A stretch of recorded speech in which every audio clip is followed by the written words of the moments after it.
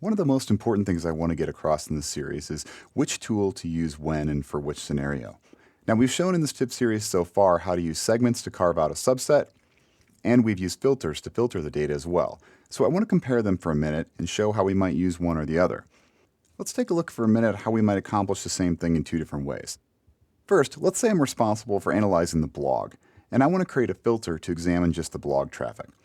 And do that with a filter. Of course, come to the admin section here, come down to filters, and I've got this filter here that's going to include only the blog. What I'm going to do here is just a quick predefined filter. I'm going to say I want to include only traffic to the subdirectories that are equal to /blog. If I go ahead and save that, come to my reporting, come down here under behavior, site content, and then all pages. Oops. If I look down here, I'm going to see here just that we have the blog itself. Now, if I go back here and we're going to look at the filter, I can change this a bit.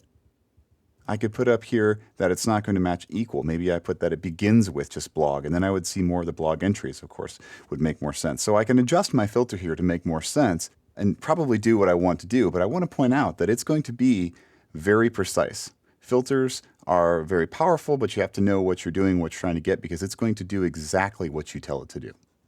So how would I do that same thing with an advanced segment? If I come over here and I start out with all the different content that I've got on the site in here, and I want to create an advanced segment, I do my drop down, create a new segment, create my condition. I'm going to say page.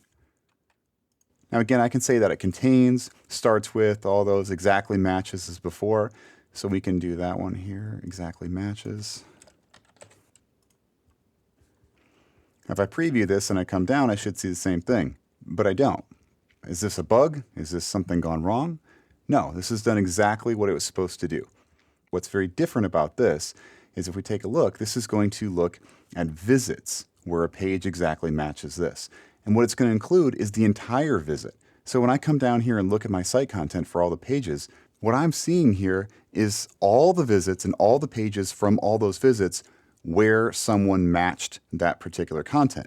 So I'm saying someone had to have seen this /blog page, and then it's going to take that entire visit and it's going to show me all the pages associated with those visits.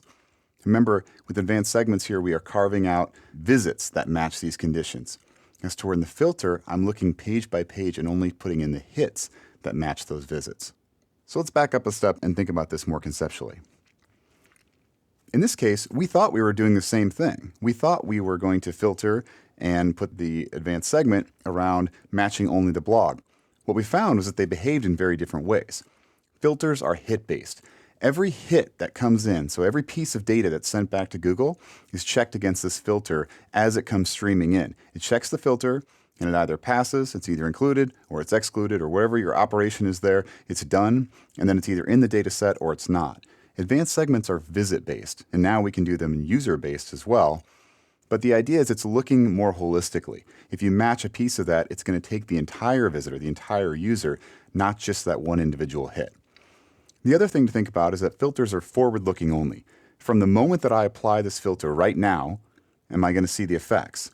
As to advanced segments, I can apply retroactively. I can look and say, okay, show me all the users who matched this over the last year.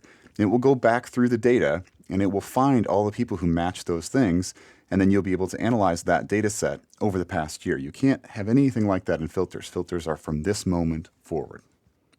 Now, filters do have access to some data that the advanced segments don't. For example, IP addresses. IP addresses are something we can only really affect with filters. So if we want to say I want to strip out my internal traffic, you got one option to do that, and that is filters. The other thing to point out is that filters can actually write data. So in the last video, we showed how I can prepend the subdomain and I can replace what's in the request URI, what's in that path area for the content reports, and I can shove other stuff inside of there. And that data is going to be there forever, however I analyze those reports. Advanced segments don't write data. They just build those subsets for analysis based on the conditions that we apply, but they don't actually do anything to the data itself. They're just for viewing and analyzing, as to where filters can actually take an active role in cleaning up the data. And that's kind of how you should think about this. Filters are really for data cleanup, and advanced segments are what we're going to turn to most often for analysis. In general, you want to try to avoid doing filters that are purely for analysis because you're going to end up getting a strange result.